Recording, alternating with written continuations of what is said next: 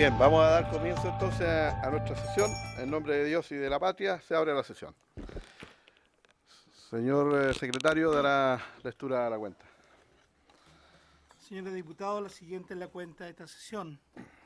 Oficio número 710 de la ministra de Minería, mediante el cual informa sobre las medidas que ha adoptado el Ministerio de Minería y el Gobierno para enfrentar la grave situación que afecta a la minería artesanal, pequeña y mediana, con motivo del terremoto que afectó a la región de Coquimbo. Es una respuesta al oficio 8067 dirigido por esta comisión. Y por último, en el curso de esta mañana, se ha dado cuenta de que Su Excelencia la Presidenta de la República ha reiterado la urgencia suma para el despacho del proyecto en estudio. Muchas gracias. Toda la cuenta, señores diputados. Sobre la cuenta, bien, se aprueba entonces la cuenta. Ofrezco la palabra sobre asuntos varios. ¿Alguna diputada, diputado? Muy bien. Vamos entonces a dar... Reitere la fecha de las indicaciones hasta el día 5. Sí. Bueno, recomendación de nuestro secretario, reiteramos la fecha para las indicaciones el día 5 de noviembre. 5 de noviembre. Y el 4 de noviembre comenzamos a votar en general. Bien, entonces vamos a suspender por un minuto para entrar para nuestros invitados.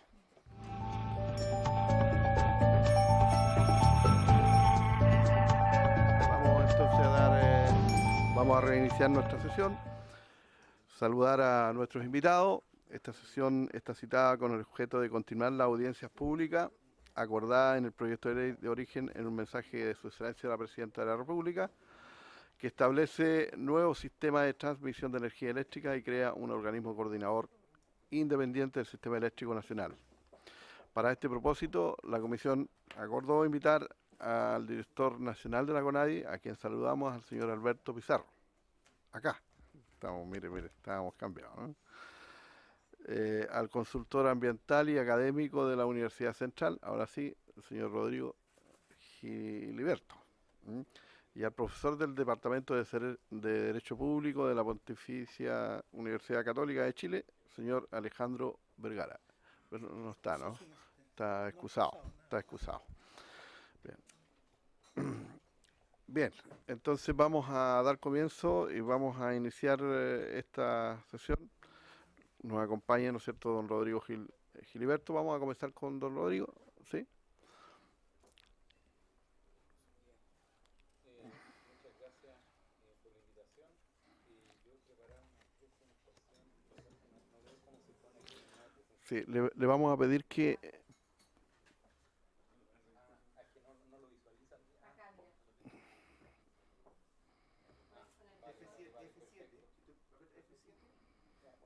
Pero ahí ya está. No debiera. Ahí, perfecto. Ahora sí. Rodrigo, le vamos a pedir que encienda el micrófono, por favor. Claro. O el computador, correrlo un poquito más. ¿Por ahí? Vale, perfecto, bien. Muchas gracias, muy buenos días. Muchas gracias por invitarme a exponer a esta sesión. Yo personalmente soy experto en esto que se llama la evaluación ambiental estratégica. He trabajado, la verdad es que bastantes años, gracias a que he vivido 25 años en Europa, en España, y desde el año 95 más o menos vengo trabajando en el tema de esta evaluación ambiental estratégica. Hace unos 5 años he vuelto a Chile y he tenido la suerte que casualmente la revisión de la ley de base incorporó la evaluación ambiental estratégica como un instrumento de la gestión ambiental del país y por lo tanto me permitió, digamos, colaborar en el proceso de inserción de esta herramienta en Chile. Yo personalmente trabajo mucho fuera en América Latina en el proceso de evaluación ambiental estratégica y me ha tocado trabajar en dos instancias que yo creo que tienen mucho que ver con esto, que es directamente la evaluación ambiental estratégica de políticas, planes y programas y evaluación ambiental estratégica de megaproyectos de inversión. Bueno, por esta razón es la que vengo y me gustaría dar mi opinión sobre el articulado de la presente propuesta de ley. Bien, yo simplemente como referencia, tengo básicamente referencia al capítulo 2 y a los artículos, y en particular el artículo 93 que habla de la evaluación ambiental estratégica.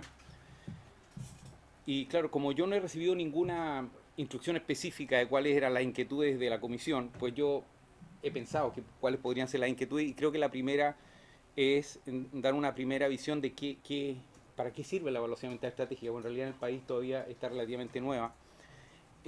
Yo seguidamente presento esta jerarquía decisional. Normalmente tenemos políticas, planes, programas y proyectos, y en todos se toman decisiones importantes. Y en este momento, en esta jerarquía decisional, lo único que existía hasta la reforma de la ley de base como instancia donde incorporaba una dimensión ambiental en esta jerarquía decisional eran los proyectos. O sea, muy al final del proceso de decisión, cuando las cosas estaban por ocurrir en el territorio, había alguien que decía, bueno, ¿y qué pasa con el medio ambiente y estas intervenciones? Y además eran análisis que se hacían uno a uno, es decir, proyecto a proyecto, ¿no? Obviamente esto genera un problema, no sé, porque nos encontramos con los problemas ambientales cuando estamos en la ultimísima fase, ¿no? Y no somos capaces de enfrentarlos antes. Y ese es el objeto de la evaluación ambiental estratégica. El objeto de la evaluación ambiental estratégica es actuar en las escalas superiores de la jerarquía decisional que tenemos ahí, ¿no? Y yo diría que la función como instrumento de gestión ambiental es hacer más densa la presencia de momentos donde yo incorporo la dimensión ambiental. O sea, ¿qué quiere la evaluación ambiental estratégica en el sistema de gestión ambiental del país? Es que desde arriba hacia abajo haya más momentos donde pensemos en lo ambiental. En lo económico pensamos permanentemente, es decir, cuando diseñamos una política estamos pensando en el presupuesto, qué cantidad supone, cuando pensamos un plan, lo mismo, un programa, todo se piensa en términos económicos. Y de arriba abajo, la dimensión económica se va incorporando en la escala que corresponde, con la dimensión que corresponde, con el detalle que corresponde, ¿no? Sin embargo, lo ambiental lo encontramos al final.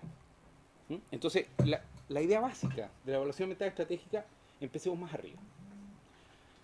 Pero empezar más arriba, no se puede empezar arriba como solemos hacerlo abajo, porque son dos cosas y dos escalas totalmente distintas. Pero la idea central es densificar la incorporación de la dimensión ambiental en la escala decisional.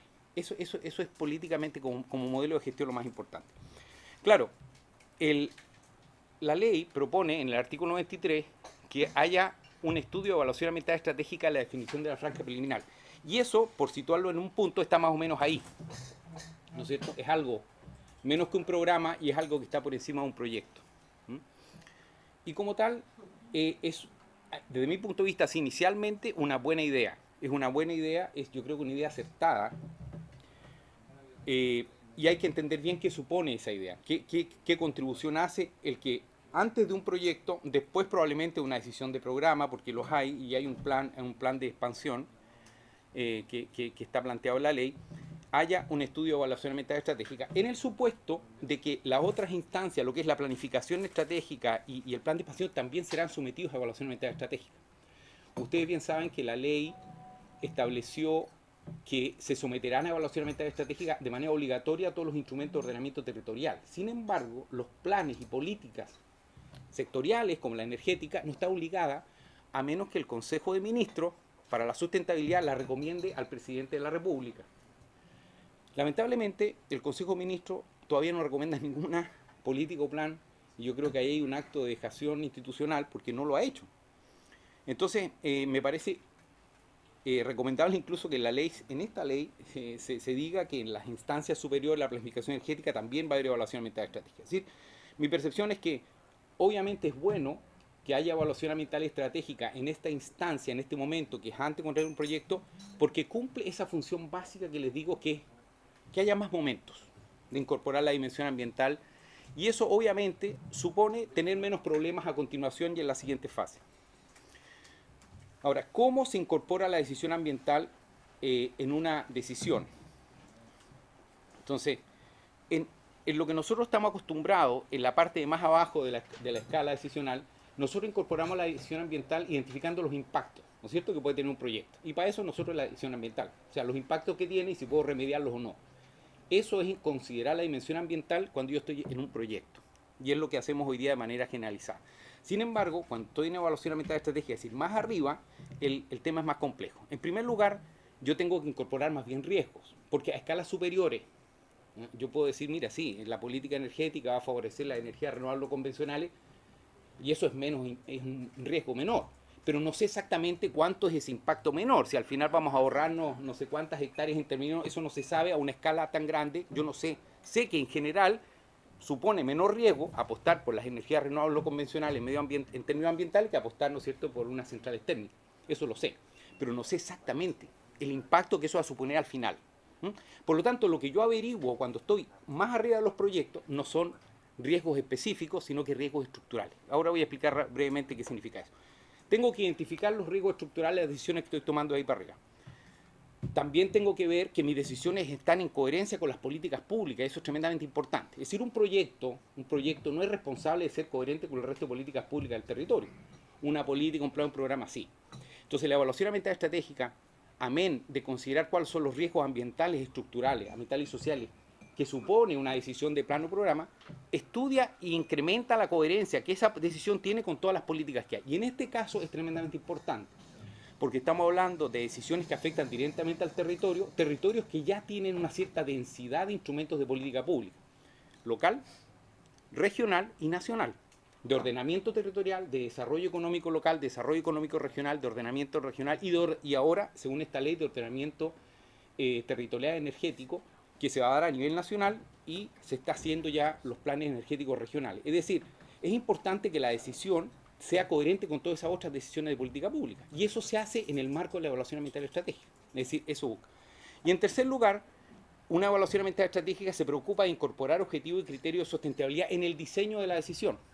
Como ustedes verán, por lo tanto, la evaluación ambiental estratégica lo que hace no averigua solamente impactos, sino que trata de configurar una decisión desde distintas entradas que al final la decisión final sea más sustentable que la que hubiera sido si no nos hubiéramos preocupado de estos tres vértices de intervención en el diseño de la decisión.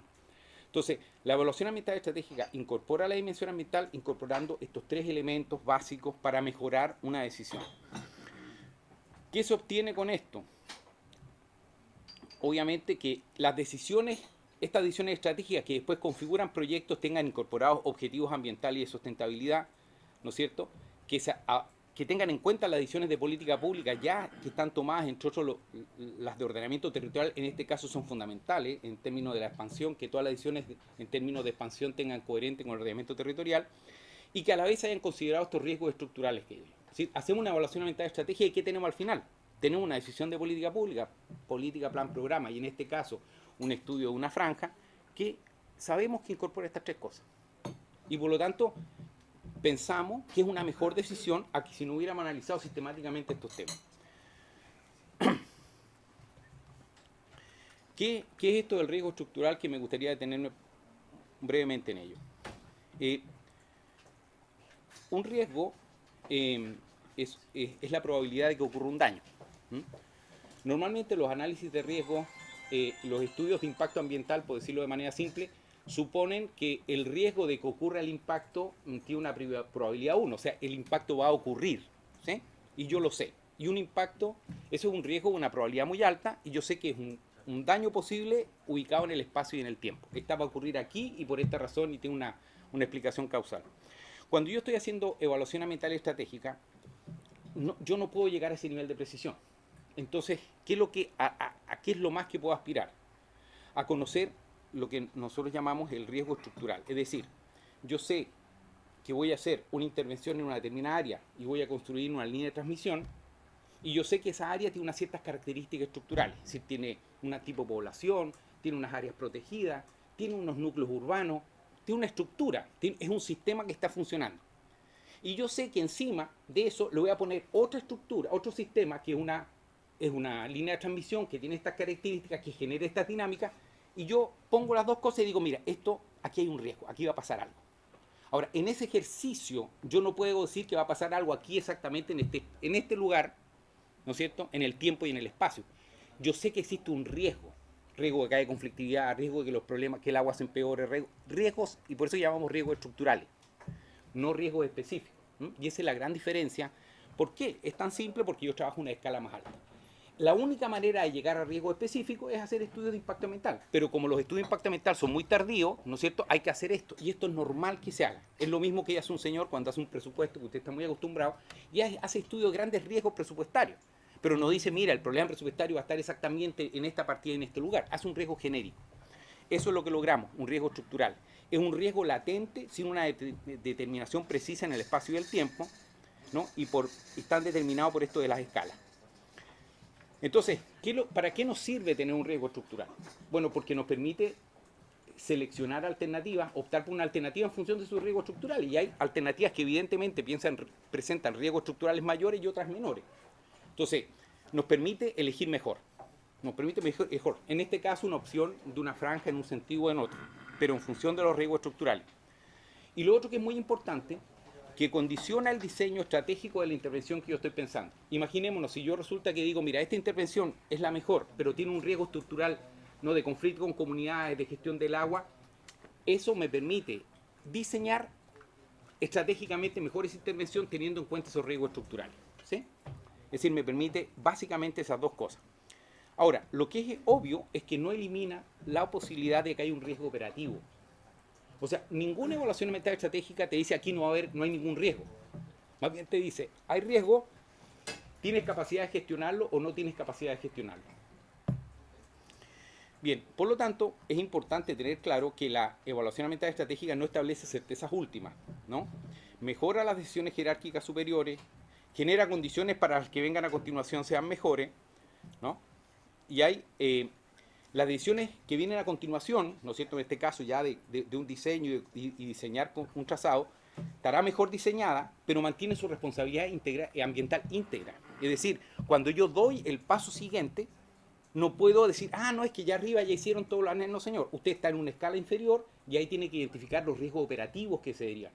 Por lo tanto, el análisis que he hecho yo arriba no es para que abajo no se hagan análisis, para estar seguro, sino que es para saber que tomé la mejor decisión de las tres que tenía. Pero luego, la que tengo abajo tiene que asumir su responsabilidad en detalle y obviamente se puede encontrar con riesgo. Ahora, lo que pasa es que en el análisis que he hecho arriba, pienso que me permite que esta que he escogido es la que va a tener menos problemas de estas otras dos en su materialización. ¿Sí? No sé si me entiende. Eso es bien importante entenderlo. ¿Por qué? Porque supone que, obviamente, los estudios de impacto ambiental tendrán que seguir siendo los mismos. Ahora, yo espero, y esperaría uno, que después de ese análisis he optado por aquellas que tienen menores riesgos y riesgos más gestionables. Pero el que tiene responsabilidad de acotar, definir y gestionar el riesgo es la siguiente decisión de más abajo. Por lo tanto, mi conclusión inicial diría que la idea de tener una evaluación ambiental estratégica en un momento previo a la licitación de línea de transmisión es muy beneficioso y yo diría debería hacerse exhaustivo a toda la planificación del capítulo segundo. Y obtenemos, como digo, una propuesta preliminar de franja de transmisión con riesgos socioambientales estructurales gestionables. Y yo creo que esa es la palabra, es decir, el término que yo utilizaría. Es decir, eso nos permite decir, aquí hay unos riesgos y estos riesgos creemos que podemos gestionar. Por lo tanto, podemos ir a una línea de transmisión estaria porque hay unos riesgos gestionables, pero hay que hay que gestionar luego y hay que definirlo eso en el siguiente paso. En segundo lugar, obtendríamos una decisión con coherencia con las políticas públicas en el territorio, tanto ordenamiento territorial como no ordenamiento territorial, e incorporación de los actores sociales. Y esto me parece fundamental. Los problemas que está teniendo el desarrollo eléctrico en el país o energético en general no se deben a solo que no haya planificación territorial, que no la hay y que es deficiente, y está bien que la haya y es muy razonable todo lo que está haciendo en ese sentido, sino que también tiene que ver con que los actores están percibiendo de una manera distinta el desarrollo territorial y la intervención en sus territorios. Entonces, es bueno que haya ordenamiento territorial, es bueno que haya planificación estratégica con evaluación en tal estrategia, pero es muy importante que los actores participen en los diseños territoriales, porque si no, no se va a acabar la conflictividad. Y en eso la evaluación ambiental estratégica tiene un papel importantísimo que jugar, porque es un lugar donde los actores pueden conciliar determinados intereses territoriales, y eso por eso que es importante este proceso de evaluación ambiental estratégica. No lo he nombrado en detalle porque no merecía la pena hasta ahora. Bien. Y además tenemos criterios estratégicos para el diseño de las fases posteriores, es decir, focalizar allí donde los riesgos nos parecen más importantes y más, incluso pueden modular la decisión. Yo les voy a dar un ejemplo muy concreto de una evaluación ambiental estratégica, no exactamente de esto, pero es de un megaproyecto en que participé en Uruguay. Se decidió Stora Enso, que es una multinacional forestal muy grande, que después construyó junto con otras empresas, incluso una chilena, la papelera esa que hubo tanto conflicto en Argentina. Ya visualizó hace muchos años, hace como unos 8 años atrás, que hay un potencial forestal ahí en el centro de Uruguay. Y decidieron forestar 300.000 hectáreas. Entonces, ¿qué pasó? Ellos, como la obligación de estudio de impacto ambiental era de 100 hectáreas para arriba, ellos empezaron a hacer un proyectito de 200, 150, no sé qué, Y de repente la autoridad ambiental dijo, ¿qué pasa aquí? Se me vienen proyectos forestales, se llamaban nuestro Enzo y le dijeron, ¿qué pasa? No, es que tengo un proyectito que es como el 30% del centro de Uruguay. Puf, dijeron. No, eso hay que hacer una evaluación ambiental estratégica. Entonces hicimos una evaluación ambiental estratégica, nos contrató en ese momento Héctor Enzo. Y lo interesante de esa evaluación fue justamente esto. O sea, ¿qué hicimos ahí? Dijimos, bueno, ¿qué riesgos hay de que esto se foreste en este sistema?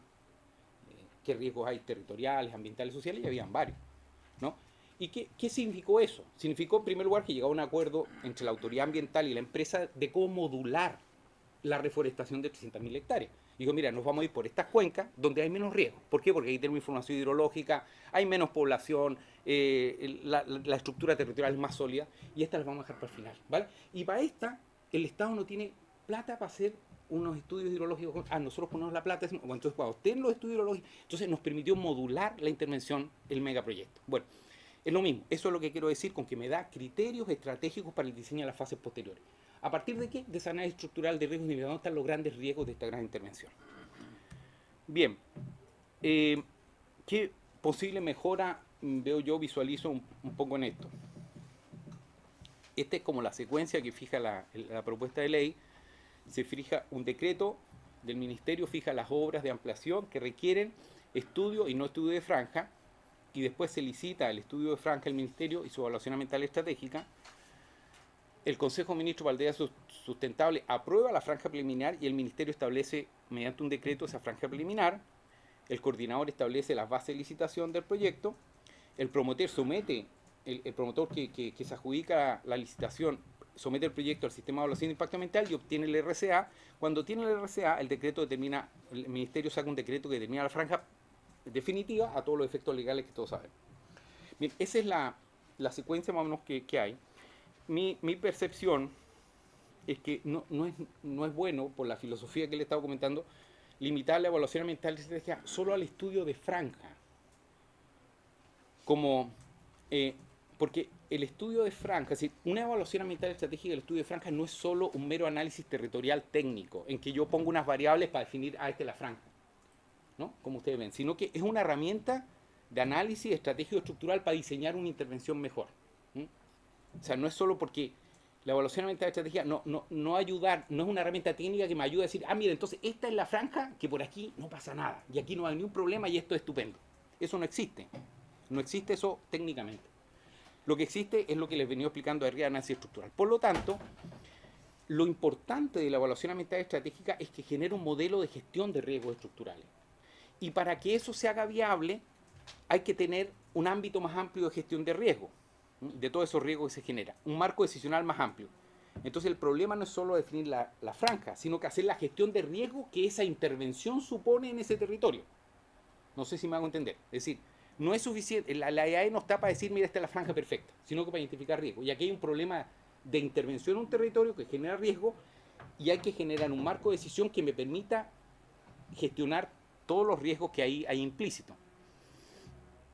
Por eso que yo sugiero, es una sugerencia, de que en vez de hacer una evaluación ambiental estratégica del diseño de la franja, estrictamente del estudio de franja, se haga una evaluación ambiental estratégica de algo que se podría llamar, por ejemplo, el plan maestro de la obra de expansión de transmisión, X, la que se llame. Es decir, no hago una EAE de un estudio de franja, hago un estudio de un plan maestro que significa, desde el momento en que el ministerio decide que aquí tengo una franja, bueno, aquí hay un plan maestro para que esto ocurra, ¿no? Que es por lo demás una herramienta que se utiliza mucho en los modelos de planificación de las ampliaciones o de generación de gran infraestructura, plan maestro de puerto, plan maestro de aeropuerto, etcétera, etcétera.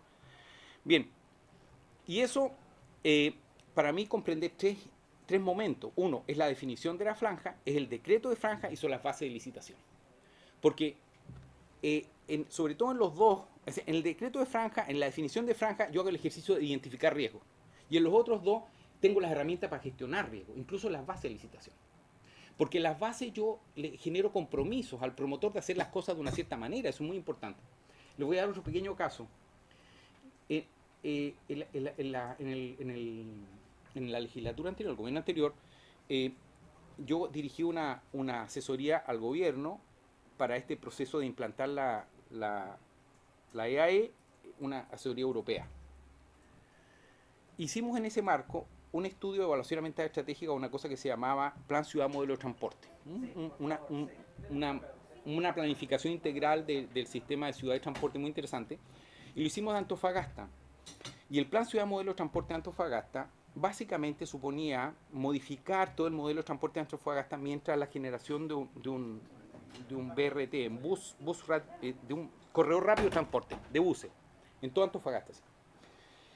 Y que en realidad, como ustedes ven, es un megaproyecto. Es un plan, un megaproyecto que cambia todo el transporte de la ciudad. Y nosotros cuando hicimos la evaluación de riesgo, dijimos esto tiene muchos riesgos. Esto tiene riesgo sobre el sistema urbano, sobre el sistema ambiental urbano, incluso sobre el sistema de transporte. Cuando hicimos el análisis de riesgo. Y el ministro de Transporte dijo, bueno, pues sí, o la subsecretaría, no me acuerdo en este momento. Correcto, entonces, ¿qué hacemos? Entonces nosotros dijimos, bueno, pues incorporemos estos riesgos en las bases de licitación del diseño de ingeniería del sistema. Y entonces eso nos permitió que traspasar los riesgos estratégicos que habíamos estado a nivel de ingeniería. Y decirle al ingeniero, mire, señores, yo no solo quiero que me haga un diseño de transporte, quiero que hagamos un diseño de transporte que me gestione estos riesgos urbanos, estos riesgos ambientales. Entonces pudimos pasar la gestión del riesgo a la siguiente fase. Y eso me parece tremendamente importante, porque eso es la EAE. La EAE del sistema de transporte no era decir cuál es el mejor sistema de transporte, porque los expertos en EAE no son expertos en transporte, sino que decir cuáles son los riesgos que hay implícitos aquí. Y por lo tanto, que el diseño de ingeniería pudiera gestionar esos riesgos. Por lo tanto, mi sugerencia es que se amplíe un poco el ámbito de la EAE a estos tres momentos para que quede de manera integral, y por lo demás, tiene una mejor inserción en el ya aprobado reglamento de evaluación ambiental estratégica del Consejo de Ministros en agosto de 2015, donde dice que la evaluación ambiental estratégica, como lo dice la ley, se evalúan planes y por políticas y planes, ¿no? Y no estudios de franja. Es decir, no calzaría mucho con la definición de a qué se le aplica una EAE en este momento en la ley, decir que vamos a hacer una EAE de un estudio de franja, porque un estudio de franja no entra dentro del ámbito de lo evaluable de acuerdo a la ley. Sin embargo, un plan sí, por estas razones que les digo. Y bueno, básicamente esa entonces eran mis comentarios a la propuesta.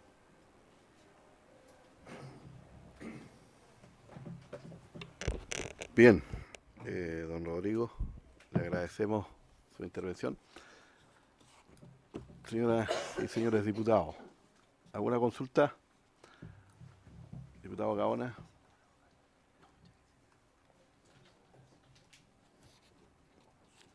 Diputada Gigantini. Diputado Miguel Alvarado.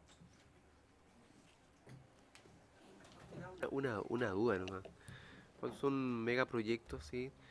Claro, en la proyección que uno realiza, me imagino, siempre se plantean los riesgos, las futuras aprehensiones que puede significar esto. ¿Este es una sola evaluación en su experiencia internacional, mundial? ¿Todos los países lo hacen así una sola vez? ¿No hay en décadas posteriores nuevas evaluaciones de esto, cómo ha funcionado? Porque a veces uno... No, en el sentido de que me imagino que se trata inicialmente de hacer una evaluación lo más acabada posible, ¿cierto? Esto ya la experiencia mundial así lo ha demostrado.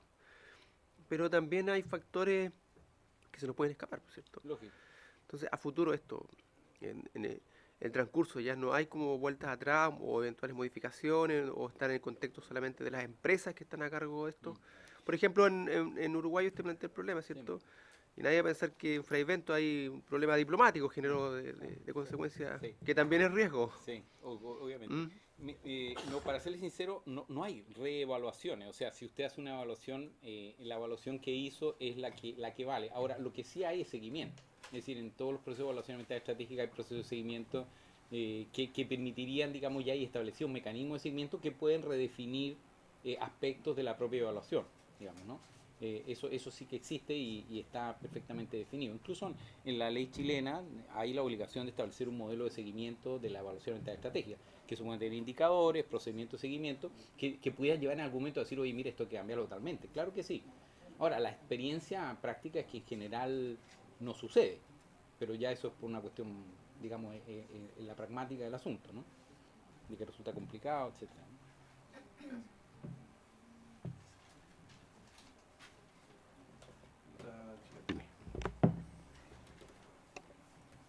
Gracias, presidente. Bueno, primero que todo, saludar al académico. Usted mencionaba que el estudio ambiental estructural, que es el que usted recomienda, es mucho más generalizado, por lo tanto podríamos prevenir cualquier tipo de riesgo o impacto en su totalidad. Pero eso, ¿a qué se traduce en palabras más simples? O sea, tendríamos que nosotros ver qué es lo que pasaría en cada comuna. No necesariamente, pero bueno, un estudio de franja, digamos, es un estudio que ya está acotado a un territorio Claro, porque está bastante delimitado. definido, está razonablemente definido. No, cuando yo me digo genérico, digo, por ejemplo, digo, bueno, pues, no estoy tan cerca de un estudio de franja, pero voy a poner otro caso, por ejemplo, estudios petróleo o desarrollos energéticos. He hecho varios estudios en Colombia de ese tipo. Claro, por ejemplo, en Colombia se sabe, y perdónenme que utilice un ejemplo distinto, para que si uno inicia exploraciones petroleras se producen fenómenos migratorios. ¿No? Eso es así. ¿Por qué? Porque es un país que tiene alto desempleo, muy altos niveles de pobreza. Entonces, en cuanto hay expectativas de ingresos altos en la industria petrolera, pero en cuanto se empieza a hacer exploración, empiezan a haber migraciones. Entonces, claro, no es muy difícil. Si yo sé que voy a licitar un área, hacer un estudio social donde diga, mira, qué posibilidad hay y del entorno inmediato de que se produzcan migraciones. ¿Qué efecto nos van a generar las migraciones de esta área? Resulta que es un área, por ejemplo, tengo servicios sociales muy débiles. Es que voy a tener un colapso en los edificios sociales y eso los voy a tener en un plazo de 2 años. Entonces, ese tipo de riesgos son los que hay. Entonces, yo no puedo decir, oiga, mira, es que resulta que el consultorio X se va a ver saturado. No, pero aquí va a haber un fenómeno de presión sobre esto, lo otro. Entonces, si tú identificas ámbitos de presión donde el sistema va a estarse presionado por esto, y después puedes decir, oye, y esto lleva a hacer lo otro. O sea, la migración no lleva solo a la presión en los servicios, llega a la ocupación ilegal del territorio, a fenómenos de qué sé yo, de violencia, de criminalidad. ¿Eso significa qué? Significa que las empresas pierden legitimidad al desarrollo petrolero, entonces resulta que al final el alcalde no quiere hacer nada, entonces tengo un lío. Eso lo puedo identificar. ¿Sí? Ahora, si yo quiero ser más fino, puedo decir, oye, ¿y qué gobernabilidad en esta zona? ¿Qué capacidad de reacción? Entonces va a tener un conflicto social muy fuerte. Aquí gente que lleva años peleando por cosas, aquí hay una capacidad de reacción. Esto es un problema. Le digo, por ejemplo, nosotros hicimos el año pasado, con Sudadeño, diseñamos un modelo de evaluación de riesgo y sostenibilidad de la inversión petrolera en Colombia, justamente para la Agencia Nacional de Hidrocarburos. ¿En qué consiste eso? Consiste exactamente muy parecido a este sistema. La agencia licita cada 2 o 3 años hacer rondas petroleras y dice voy a sacar bloques para primero exploración y después ya producción petrolera. Pero es un bloque inmenso, son cientos de miles de hectáreas. Entonces, antes la agencia lo sacaba y después había un tremendo problema. Entonces nosotros decíamos, oye, mira, ustedes tienen que hacer al menos un análisis de riesgo rápido de sostenibilidad de las áreas.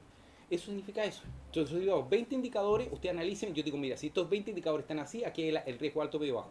¿Qué hizo la agencia? En la siguiente ronda, en la área pacífica, analizó todas las rondas y quitó 5 áreas porque era mucho riesgo. Entonces, para la agencia, ¿qué es lo que es quitarse el problema? Porque si tenía 20 áreas que tenía la misma probabilidad de hallazgo petrolero, ¿qué le importaba quitar las 5 graves y dejar las 15 buenas para no tener problemas? Entonces, ese es el mecanismo, pero ese es el nivel de identificación a que llegamos las cosas.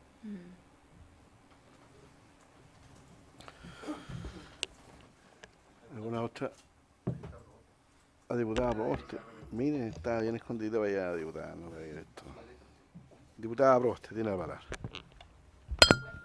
No, muchas gracias, profesor. Mire, a mí me ha parecido especialmente relevante que en el día de hoy escuchemos al profesor y a la CONADI, porque precisamente uno de los temas que a nosotros nos preocupa en este proyecto, si bien es cierto, valoramos que el espíritu sea establecer, de alguna manera buscar establecer con mayor precisión responsabilidades para los usuarios y compensaciones cuando eso se requiera. El elemento de la evaluación ambiental estratégica que está presente en este proyecto, personalmente no me voy a atribuir otras preocupaciones, pero personalmente es el tema de mayor preocupación en esta iniciativa, y precisamente en una mirada reducida a las franjas que el profesor se ha explayado en el día de hoy en su presentación. Y precisamente desde la visión de los pueblos originarios, esto es uno de los temas más complejos, porque uno no podría reducir solo la la preocupación de un territorio a una franja, que es la que se define. Entonces, de alguna manera, esta pregunta, yo voy a esperar mayores respuestas en la presentación de la CONADI, pero claramente la preocupación que usted ha puesto en esta comisión expresa también una preocupación mayor desde el punto de vista cultural para las comunidades indígenas que van a estar afectadas por estos territorios. Toda vez en que de alguna manera este proyecto reducía la preocupación a una franja, pero nosotros entendemos que desde la perspectiva territorial y de usos ancestrales, el impacto es mucho mayor y por lo tanto uno no podría pensar en que esto solo va a tener una mirada en que, o al menos nosotros vamos a acoger en que esta evaluación ambiental solo se reduzca a este territorio que ellos han definido, porque tiene un impacto en la vida de las comunidades, y en ese sentido a nosotros sentimos mayor sintonía con lo que aquí ha planteado el profesor, en orden a que esto se debe mirar de una manera mucho más amplia, pero un poco para el profesor, pero más bien espero las respuestas de la CONADI, en cuáles debieran ser, a juicio de ustedes, una propuesta para que efectivamente nosotros pudiéramos pasar desde esta mirada más reduccionista del proyecto a una mirada del territorio que es mucho más compleja que una franja. Bueno, justamente yo creo que la diputada ha interpretado muy bien la preocupación mía, en el sentido de que una evaluación ambiental estratégica no es un proceso técnico de determinación de una franja, sino que es un proceso de identificación de riesgos. Y los riesgos obviamente no tienen una limitación geográfica precisa. Entonces, ¿de dónde vienen los riesgos? Los riesgos, por lo menos los riesgos que se estudian en evaluación ambiental estratégica, devienen no solo de la intervención directa de algo en el territorio, sino que de todas las dinámicas que genera, ¿no? Que a veces son dinámicas de segunda y tercera derivada, digamos, esto afecta a ti, afecta acá, y ahí es donde el tema de los pueblos indígenas, obviamente, pero no solo los pueblos indígenas, pues puede haber ordenamiento territorial, o sea, no solo el tema indígena. Según una franja supone efecto en el ordenamiento territorial, no solo de la franja. Entonces, claro, ¿cuál es el ámbito de influencia que yo debo analizar? Es una cosa que se debiera hacer cada vez, pero debiera ser que la intervención territorial, que es una franja, que es una intervención, digamos, de transmisión, debiera ser sustentable en un territorio. Hasta allí, hasta donde sus efectos directos e indirectos pudieran llegar.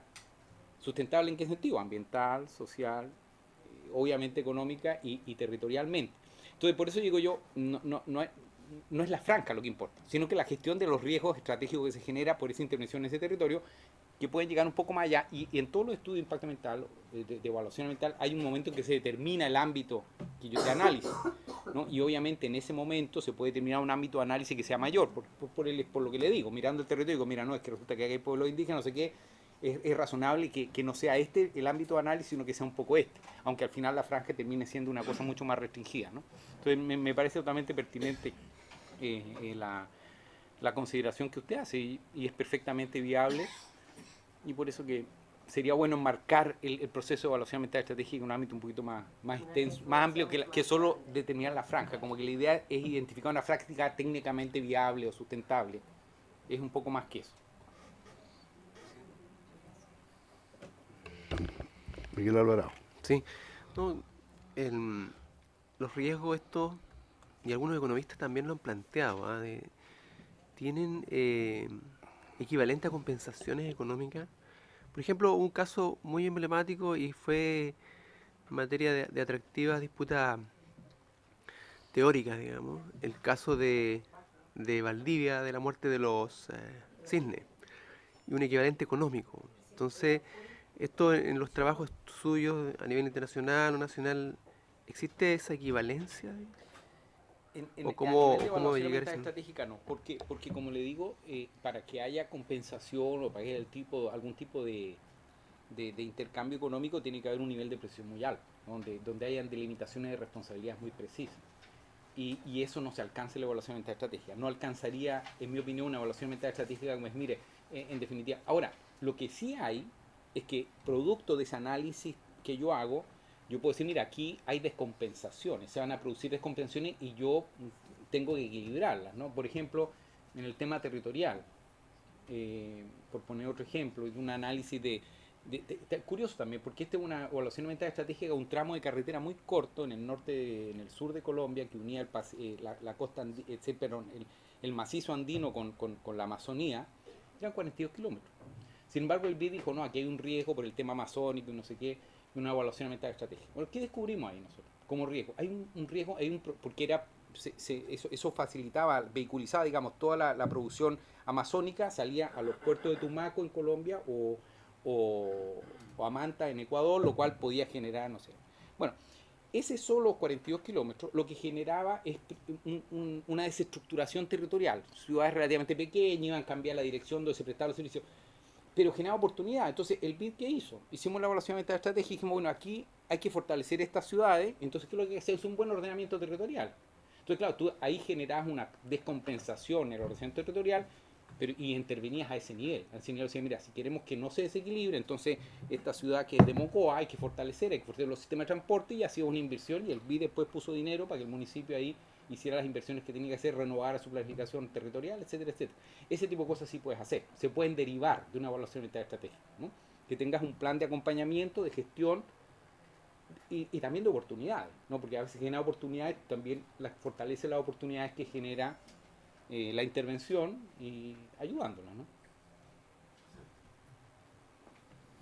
Presidente, lo que pasa es que con respecto a lo que yo le preguntaba recién, era precisamente como en el enfoque de cuáles hoy día son los parámetros o los criterios que usted nos podría señalar para poder tener una, yo creo que como una visión de cuánto es el diámetro. El perímetro. Porque eso es como súper ambiguo, por eso yo le decía entonces como una comuna en general, porque es cierto y efectivo de que existen comunidades indígenas, que es obviamente muy necesario de que exista un estudio social de por medio, pero ¿cuál sería también esa delimitación? Esa delimitación. Claro, que usted nos podría como... Sí, la verdad, diputada, es que es muy difícil decirlo en genérico, porque depende de cada caso, ¿no? Es que me resulta muy complicado. Ahora, obviamente, si yo estoy interviniendo 3 comunas, tendrá que ser todo el ámbito municipal, porque yo no puedo dejar fuera el ámbito. Las comunas funcionan comunidades, digamos, territoriales, en general no solo administrativas. Y estoy en una comarca, a lo mejor es toda la comarca, digamos, varios municipios. Lo que yo único le puedo decir es que no puede limitarse estrictamente a lo que yo entienda que es por dónde va a pasar la línea de transmisión, sino que a un ámbito que habrá que definir. Ahora, eso también en los estudios de impacto ambiental es una cosa muy abierta, ¿no? Si tenemos un estudio de impacto ambiental, el área de influencia es un área que es una tarea específica, además que es sujeto de mucho debate. ¿Cuál es el área de influencia? O sea, lo que tenga seguro es que no, es más que el área, es más que la franja inmediata, y es un tema obviamente de discusión. Sí, es súper complejo, presidente, disculpe, es súper complejo lo que usted nos menciona, porque prácticamente es como el eje principal de este proyecto, que a nosotros nos importa bastante, sobre todo, por ejemplo, yo soy de la región de Atacama, donde tengo muchas comunidades indígenas, donde pasa también por comunas importantes, y en estricto rigor todo el proyecto pasa casi por todo el país, entonces es súper complicado hoy día tener esta percepción como un consultor ambiental, y que obviamente una de las prioridades, por lo menos para nosotros, porque lo que menos queremos es generar un impacto que sea significativo para comunidades o lo que es la biodiversidad, etcétera, etcétera. Entiendo su preocupación. Bueno, agradecemos al profesor su intervención. Solamente un comentario, ¿no? En los estudios de impacto ambiental, cuando se definen los proyectos, se definen desde un punto de vista estrictamente económico. Y en Chile, si el agua puede circular al revés, digamos, circula al revés, y hay estudios que son capaces de demostrar aparentemente que eso es así. Entonces, la duda que tenemos nosotros es si estos proyectos van a imponer, digamos, una franja y la van a limitar a que sea el estudio de evaluación estratégica basado en la franja. Usted mantiene una tesis que es mucho más amplia, digamos. al revés, digamos, un territorio donde se puedan definir tal vez las mejores, los mejores impactos. ¿Hasta dónde tiene límite esto? ¿Cuál es el porcentaje? Porque en algún momento alguien puede decir, mire, tiene un alto riesgo que usted elija esta franja, pero el factor económico casi siempre se impone. ¿Quiere que le comente la...? Sí, bueno, sí. La evaluación ambiental estratégica digamos, en ninguna parte del mundo establece ninguna sanción definitiva sobre la viabilidad o no viabilidad de algo, ¿ya? Sino que básicamente es un proceso para mejorar esa instancia decisional. La única que tiene y que sigue teniendo en Chile también es la evaluación del CIA, la que puede decir, mira, aquí esto sí o no. O sea, hay que entenderlo realmente como un instrumento de mejora de la toma de decisión, no como un instrumento que pone cortapisa o pone los borderline de la decisión, los límites, ¿no? No, aquí, la evaluación ambiental estratégica no es eso. Ahora, olvídese, usted inicia un proceso de evaluación ambiental estratégica y empiezan a salir los riesgos y tiene participación y no sé qué, eso es una realidad. Y por eso que le digo y además, y es una realidad sana, porque si no, se encuentran después. Entonces, la evaluación ambiental estratégica tiene un proceso de negociación porque nada es blanco y negro, ¿no es cierto? En el territorio tampoco, nada es blanco y negro. El territorio no es como una cosa absoluta, ¿no? El territorio es algo que se construye incluso en la discusión social, es decir, ¿qué es el territorio? ¿Qué queremos de territorio? Entonces, todo eso es un proceso y la evaluación ambiental estratégica yo creo que es una buena herramienta para negociar eso, para negociar, bueno, cuál es el desarrollo territorial en este ámbito, ¿no? En concordancia con los instrumentos de ordenamiento territorial, o sea que tampoco le veo yo el riesgo, digamos, o sea, no es la tarea de la evaluación ambiental estratégica, decir sí o no, pero sí meterle responsabilidad al proceso, introducirle responsabilidad por todos los actores. Y olvídese que en la medida en que empieza un proceso serio, todos los actores empiezan a tener actitudes responsables, digamos, porque saben que si no, obviamente estamos en un contexto institucionalizado. Muy bien. Muchas gracias, profesor. De verdad que le agradecemos su intervención en esta comisión. Bien, vamos a pasar a nuestro segundo invitado, el director nacional de la CONADI, el señor Cristian. Alberto Pizarro. No, Alberto Pizarro, ¿por qué? Sí, Alberto Pizarro. Chañilao. Bien, don Alberto, lo dejamos a usted. Muy buenos días, señor presidente, y por su intermedio, y buenos días a todos los presentes. ¿Es necesario? Para que se grabe. Bueno, decir primero agradecer la invitación, la consideración, que en un proyecto tan importante como este se tome en consideración lo que son los derechos de los pueblos indígenas. Misión, por lo demás, que es la misión de la CONADI. Decir al respecto que no hay ninguna duda de que es importante y qué bueno que me tocó después la presentación del profesor, porque justamente coincido absolutamente en la necesidad de que previo a los proyectos de inversión que se realizan exista una evaluación ambiental estratégica. Indudable que el tema de fondo acá pasa también por la delimitación de cuál es el grado del rango de afectación, el espacio de afectación. Ese es un tremendo tema. Y qué bueno que mencionan el tema de los territorios también, porque el tema de territorio está muy asociado a lo que es la cosmovisión indígena. ¿Por qué lo menciono? El profesor acaba de mencionar algo que muchas veces no se hace la distinción entre el terreno y el territorio. El territorio contempla todo. El territorio no solamente contempla la tierra, sino que contempla el agua, los recursos naturales y, por cierto, la sociedad que se desarrolla en ese espacio de terreno. Ese es el concepto de territorio. Por lo mismo, las evaluaciones que se hagan de los proyectos deben considerar ese concepto. Respecto a lo que tiene que ver con la legislación, como ustedes bien saben, nosotros nos regimos por la Ley Indígena 19.253, promulgada el 5 de octubre del año 93, y otro elemento también a considerar es el convenio 169, ratificado por Chile el 15 de septiembre del 2008.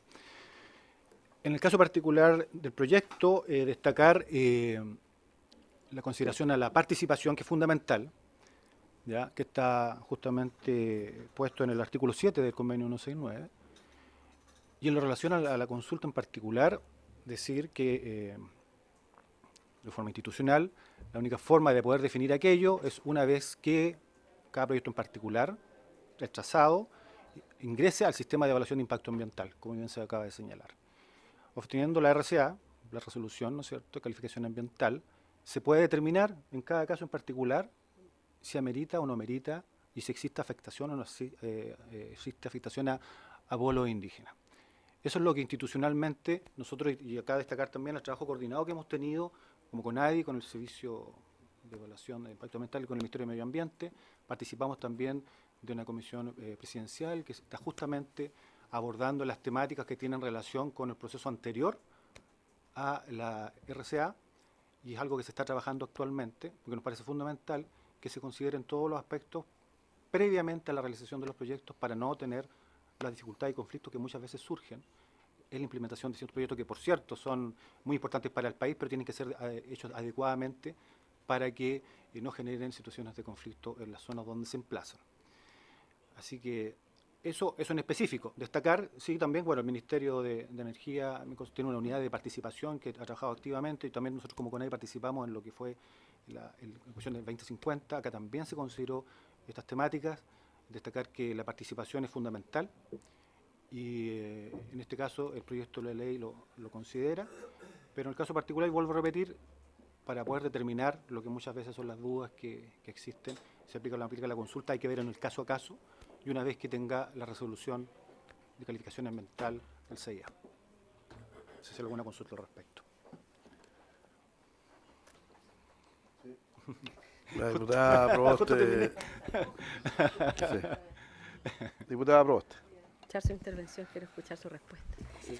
A juicio suyo, este proyecto que ha ingresado a la Comisión de Minería y Energía requiere consulta indígena de acuerdo a los estándares del Convenio 169, y me gustaría, y en eso sí le pido las disculpas porque estábamos en otra actividad, a lo mejor usted lo respondió, pero la misma pregunta que le hacíamos al profesor. A juicio suyo, este proyecto, en el capítulo referido a la evaluación ambiental estratégica, incorpora una cosmovisión desde la perspectiva del territorio de las comunidades.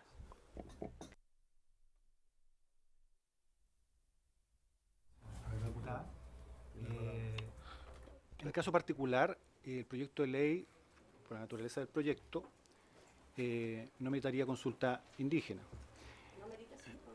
Ya, voy a explicar el por qué. ¿Ya? Pues en el proyecto en sí mismo no afecta directamente a los pueblos indígenas. Lo que hay que hacer, y eso es lo que acabo de exponer, es ir viendo el caso a caso. ¿Por qué? Pues en el caso de que nosotros nos podemos manifestar en caso de que la medida, ¿no es cierto?, sea ingresada al sistema de evaluación de impacto ambiental. Emitida la resolución de la RCA, ¿no es cierto?, se puede determinar si existe afectación directa a los pueblos indígenas. Esto en relación al proyecto en particular. Ahora, respecto a la segunda pregunta, absolutamente de acuerdo con el concepto de territorio. O sea, no puedo estar más de acuerdo como indígena, como director de CONADI, y en virtud de la defensa de los derechos indígenas, de que los proyectos deben considerar justamente lo que acaba de exponer, el concepto de territorio. Pues la afectación claramente va mucho más allá del trazado en sí mismo. Ese es un tema, sí, decirlo, de amplio debate, y que tiene que ver también con las evaluaciones que se hacen justamente cuando se ingresan al sistema de evaluación de impacto ambiental. Y es parte donde nosotros también tenemos que pronunciarnos en lo que respecta a la afectación o no de pueblos indígenas. Eso es. ¿Diputado Proboste? No. Bien. Entonces, estamos terminando. Le agradecemos a nuestro director de la CONADI y a nuestro profesor también por su intervención.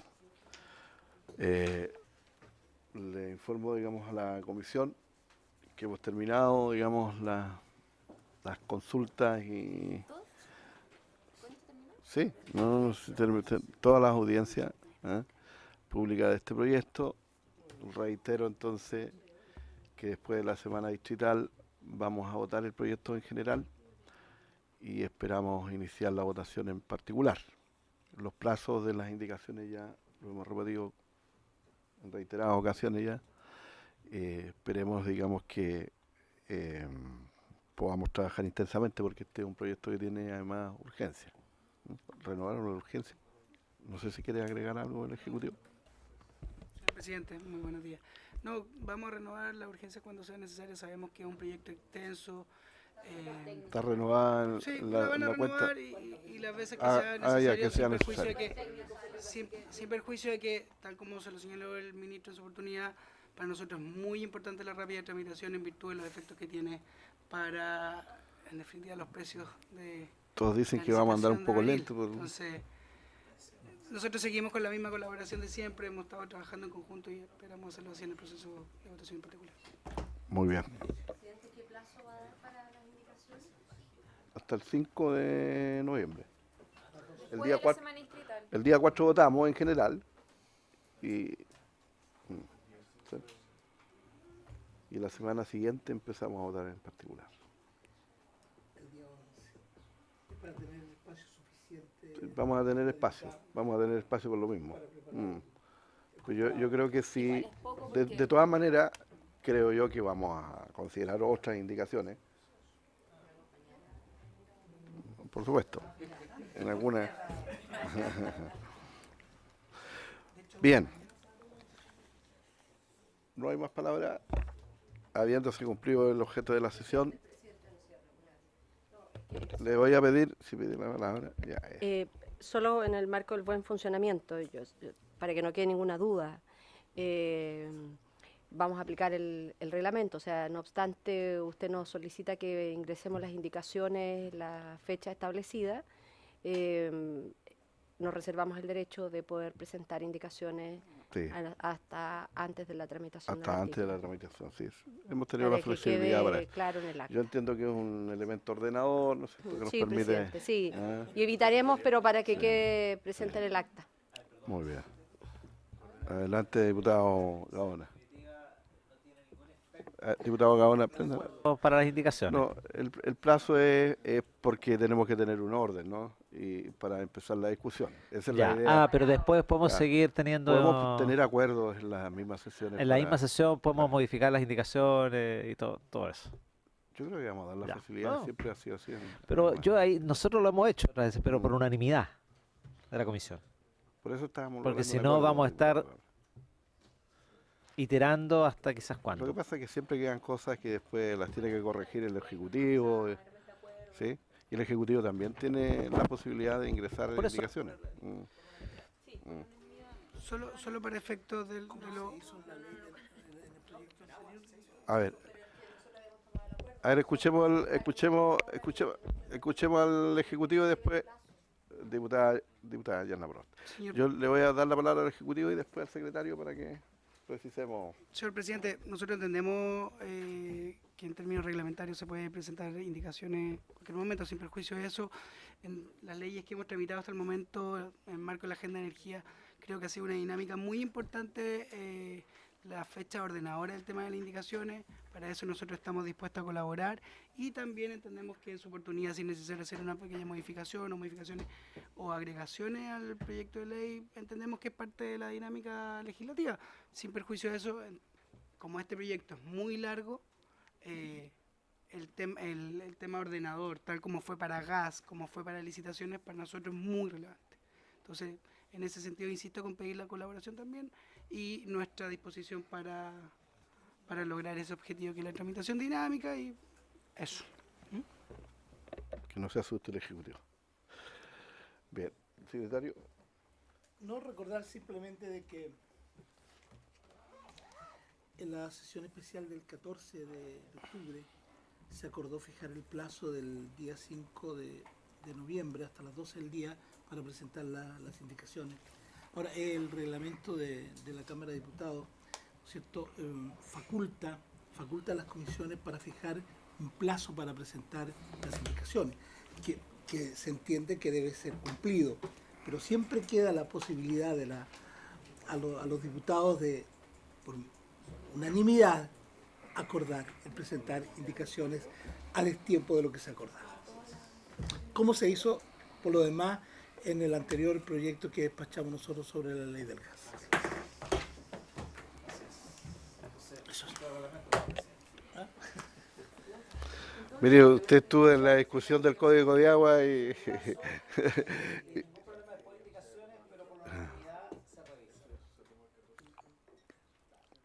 Bien, utilizaremos el buen criterio.